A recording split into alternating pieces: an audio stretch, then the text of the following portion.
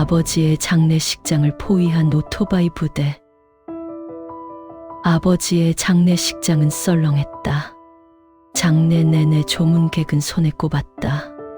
동네에서 평생 장사를 하셨던 아버지는 지독한 구두쇠였다.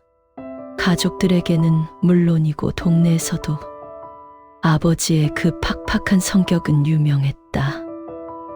아버지, 참, 인생 어떻게 사신 겁니까? 나는 텅 빈 빈소를 보며 씁쓸하게 소주잔을 기울였다. 그때였다.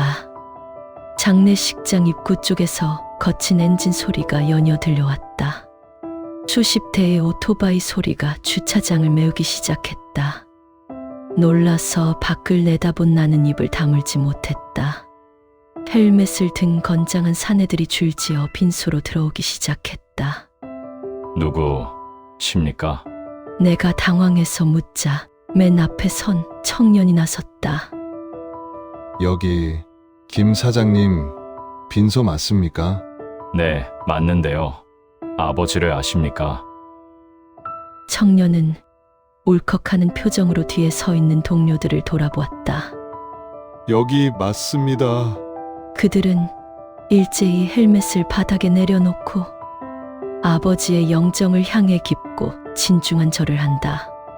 김 사장님은 저희에게 아버지 같은 분이셨습니다.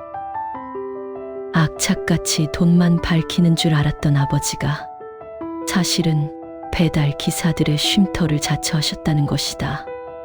한겨울 칼바람 맞는 배달 기사분에게 뜨거운 국밥을 공짜로 내어주고 화장실이며 식당 휴게실의 비밀번호를 알려주고 24시간 내어주셨다 한다. 제가 사고로 다리 다쳐서 일 못할 때 사장님이 병원비 대주셨습니다. 나중에 이자 쳐서 받을 거라고 소리치셨는데 결국 한 푼도 안 받으셨어요. 여기 있는 이 많은 사람이 각자 아버지의 투박한 온기와 사연을 지닌 사람들이었다. 저희한테는 세상에서 제일 따뜻한 산타클로스셨습니다. 나는 아버지의 영정을 다시 바라보았다.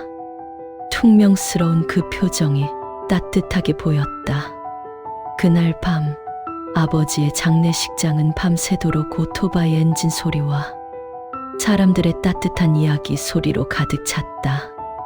아버지, 당신 참 따뜻한 분이셨네요.